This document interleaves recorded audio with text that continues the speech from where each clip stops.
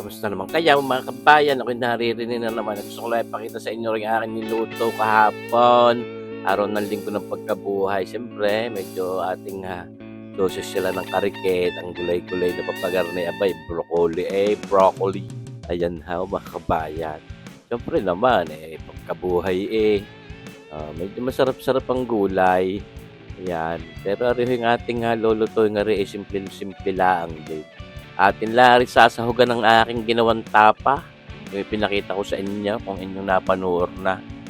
Panalo din. Karaniwang ginagawa natin papagat nito mga beef broccoli. Kaya kung tawagin natin, tawag man ang aking si kabayang bunso, si Pretty, broccoli yun. Beef broccoli daw. Pero ito ngayon, kako nga, ang ating isasahog dito ay pork tapa, na napakasarap namang ginawa ko. Sana natutunan din ninyo doon sa aking video iyo kung paano. Yan ating binablance lang ngayon, itong ating broccoli ito. O broccoli kung tawagin ka. Basta yan, igaya ng itsura. Sabi sa kaway, kahit hindi tiningnan mo, tinayo mo yung isang piraso, akala mo isang punong nakatayo. Ayan baka ma-overcook. Ayan. Dapat malutong-lutong ng karikit. Ang gusto ko malutong-lutong na karikit. Kahit malutong, hindi natunog sa ngipin, hindi nakakangilaw. Yan lagay din natin sa tubig na may karikit na yellow.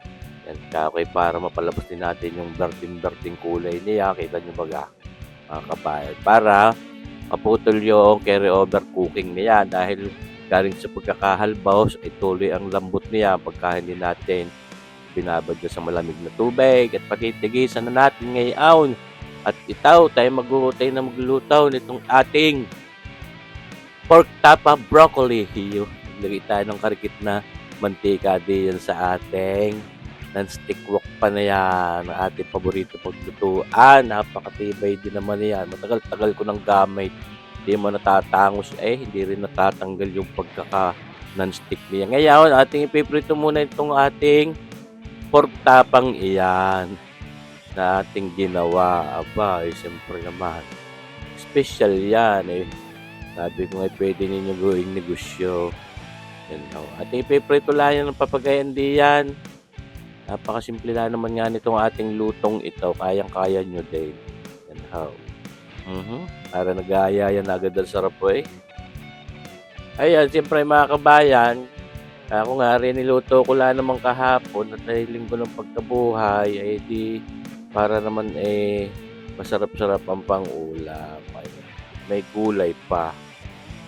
Marsipaw tawarin na talaga namang pagkaya ko napapasipag magluto kahit anong nasa frigider masugagaan maluluto't maluluto mo siya. Hahanguin na natin at ating patitigisin na rin yung ating tapang iyan at maya uli natin yung isasahog.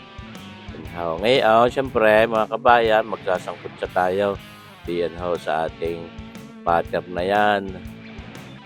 Yan mga isang kutsara at kalahati at lamin diyan at kung saan diyan tayo magsasangkot siya ng bawang. Syempre, para naman sa gayo mabangaw, masarap itong ating pork tapa broccoli. Ayan sangkot siya.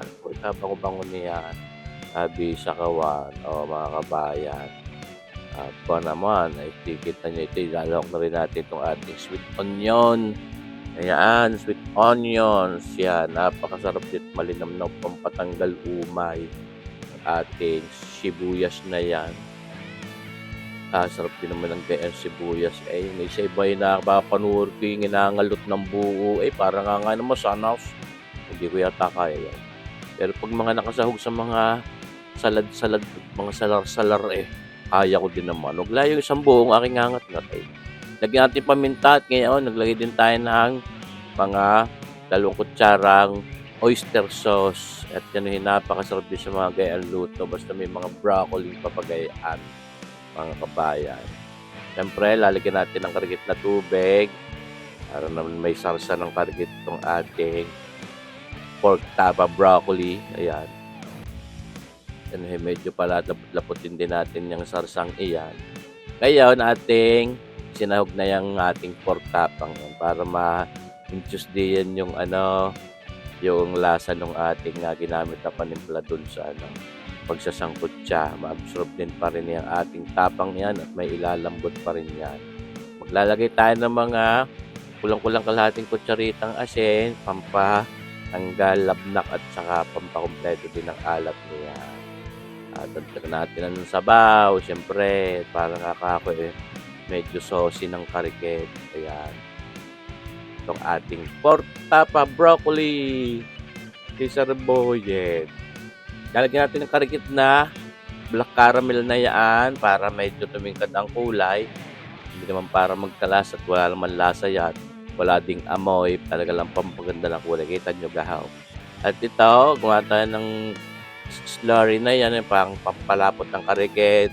Panaw tayo ng mga isang kutsaritang cornstarch sa tubig. At yan ho. Para maganda ang consistency noong pinaka-sarsa niya. Lahat ito pakakalaputan, hindi man yan lumay.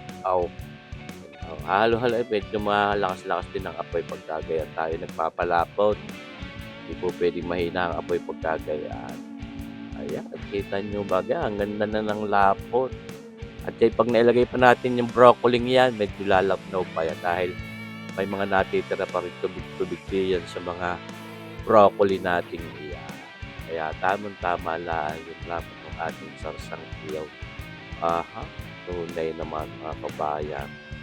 Magtutubig pa iyan, mga kabayan. Kita nyo baga, kakanas na. Pero tama lang din yung sarsang yan. Papatay na natin apoy at baka ma-overcook ulit yung ating broccoli. Yung ating broccoli. Ito tamang bigkas daw basta. May masarap yung broccoli yan o broccoli. Ayos na yan. Luto na. Maihaplas na sa hapag ng lantakan. Ating bubudbura ng karikit pang sweet onion na papagayaan na malutong-lutong yan. Panalo ang sarap. Kita nyo bagang itsura. Orderin mo yan sa restaurant. Kamo na may kumagkano yan. Pero mahal-mahal din yung bili ko dun sa broccoli yun. Isang piraso ay 165. Ay! Inaman na rin. Mahal-mahal din nga. Kaya inaalim ko naman ang pagkabuhay. Ayan na nga, nandiyan na sa ating mangkok na papagayaan at naka-haplas na diyan sa hapag ng lantaka. At ipaikutin ng karikit, baka magtampo Yan how, lantaka na ito. Sali na kaibigan nyo itong ating nilutong ito. Mga kabalka ko nga, simpleng-simple naman. Kayang-kaya nyo rin. Diyos mercy po tawarin. Ito na yun na. Sarap ng lasa. Espesyal ang lanta. Itong ating pork tapa broccoli ni Sir Boyet. Ayan how. Maraming salamat sa inyong panunod mga kabayan. Abangan nyo pa rin sana ating mga susunod pang videos. Mabuhay po tayong lahat. Lantak na kayo. God bless!